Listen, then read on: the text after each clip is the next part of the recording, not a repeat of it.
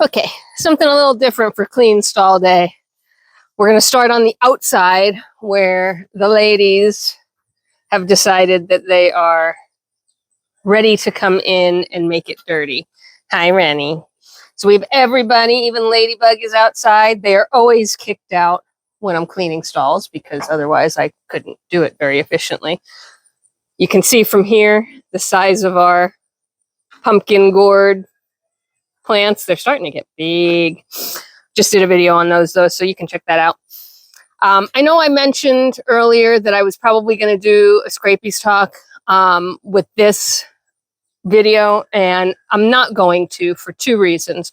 One is I actually want to educate myself a little bit more about the actual disease. Like, I know it's fatal, but I don't know transmission. I'm not very clear yet on all of the implications. What I do know is it's fatal, and once found, your entire herd, essentially is exposed and needs to be destroyed. It is not a risk here right now, nor is it really a risk anywhere. So the more important aspect of the conversation I'm very familiar with, and that's around track and trace, registered animals, record keeping, etc. But, in order to be thorough, I want to do just a hair more research. That, and not to mention the fact that I'm dripping with sweat and want to go in and get a shower. So selfishly, we're going to cut this one just a hair short and talk about something completely unrelated to goats. So while we go in and open up the barn and let them in, there's my empty bags that I have to throw away, bags of bedding. You'll notice, and I've talked about this once before, but it was a long time ago, I don't bother to spread and make the bed here perfectly, right? They will do that for me. It is not a requirement for me to worry about covering every inch of the stall floor. Within 30 minutes, they'll have it covered completely, so it saves me a little bit of work. The boys, on the other hand, won't. If I leave it like this, it will stay like this. So that's always an interesting dynamic. The boys make me work a little harder to ensure their stall is fully covered in bedding. I use a very light layer of bedding. I clean more frequently, but I also have our stalls set up so they are self-draining, meaning there isn't urine puddles that are sitting. The bedding isn't really absorbing the urine. It's passing through and headed down into our drainage level. So really what's here is poop. And of course, like on a week like this past week we've had, where it rained 3 or 4 days in a row, then it's wet because you've got the rain coming in at the doorway. You've got the girls spending so much more time in the stall instead of outside.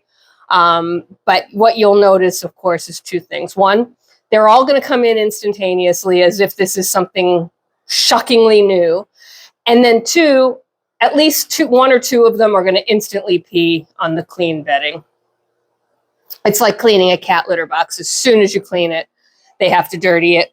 And someone else will probably poop. So first thing we do is open the door, and they can hardly wait. They can hardly get out of the way for me to open the door. Like I said, instantly in.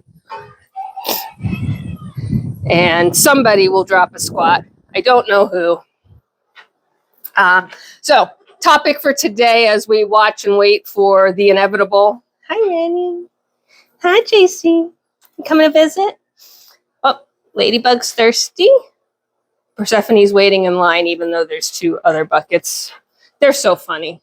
I don't know why that bucket needed to be the one she drank out of. There's two other fresh, clean buckets. But Ladybug doesn't mind moving, so she moved. Yeah? Are you enjoying yourself? Okay.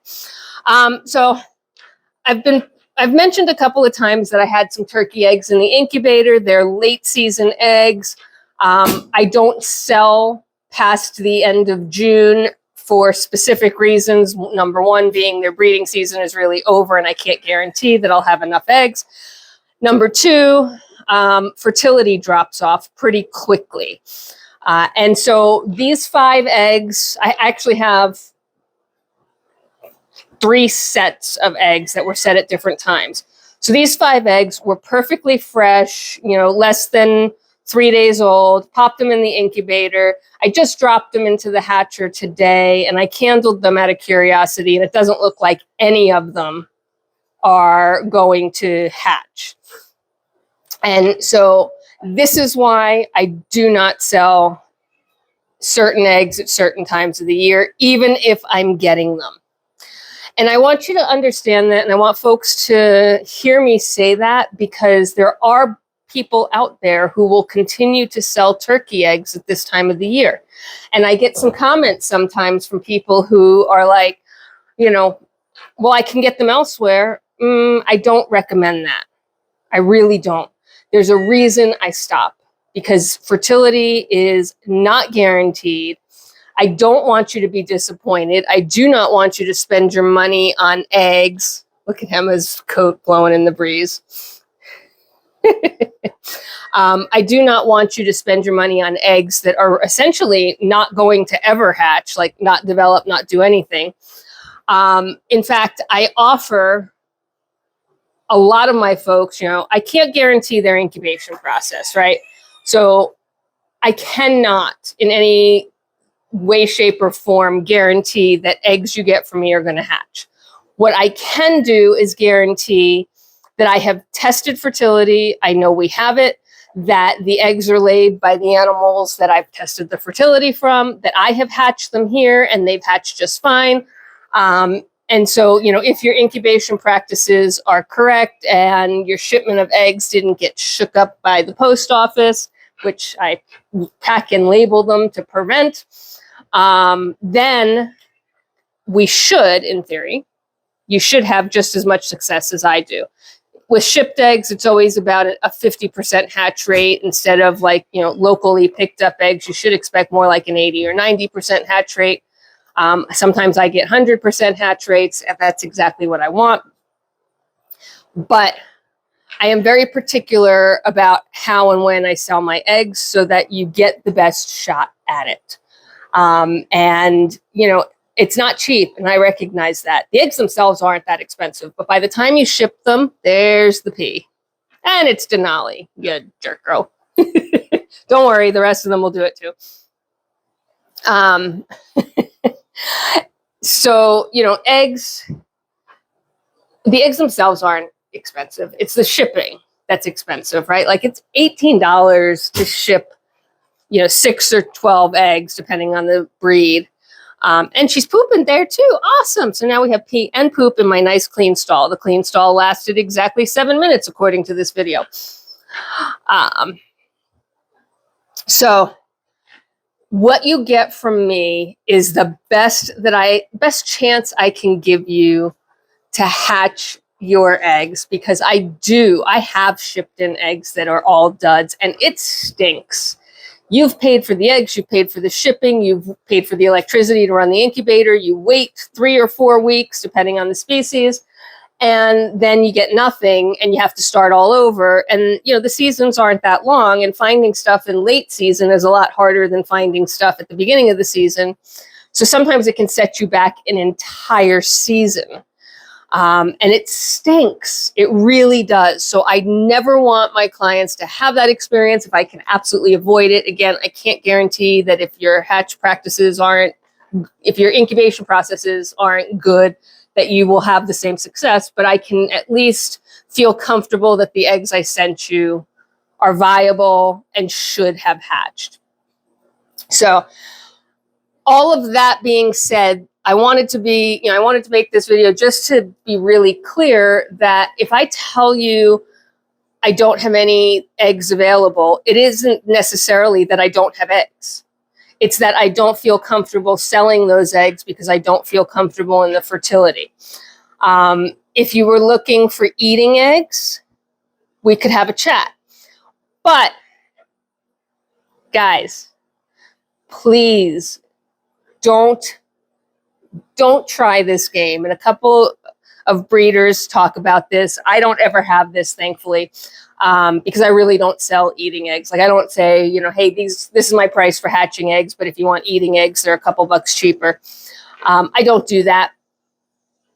I just don't bother with selling eating eggs. However, if you want them, Yeah, this is the good time of the year to get them, like if you want, you know, duck eating eggs or things like that.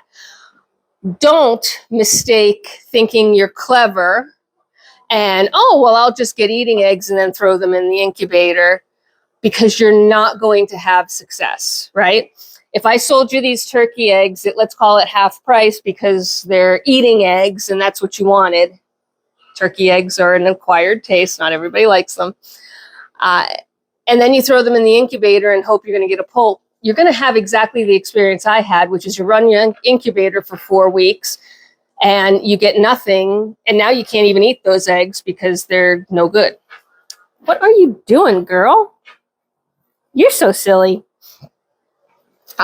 So trust your breeders, that we know what we're doing, that if we tell you they're not available and then you go somewhere else and they're like, yeah, we'll take your money, at least hesitate a bit, do a little bit of research on the breed that you're looking at, and make sure that you're going to get what you're paying for. That's all. And that is my TED Talk for today, and it's probably been super boring, but if it hasn't been and you're still here, hit the subscribe button, would you? Really appreciate it. It helps the farm so much, and it doesn't do anything to you. It doesn't cost you anything, doesn't put you on a mailing list, doesn't tell me that who you are. It does nothing other than tell YouTube to let you know when I post another video, and it tells YouTube to share this video with some people that may not have found us yet, and that helps the farm. So thanks again for watching and being a part of the community, and until next time, as always, there's work to be done. Bye for now.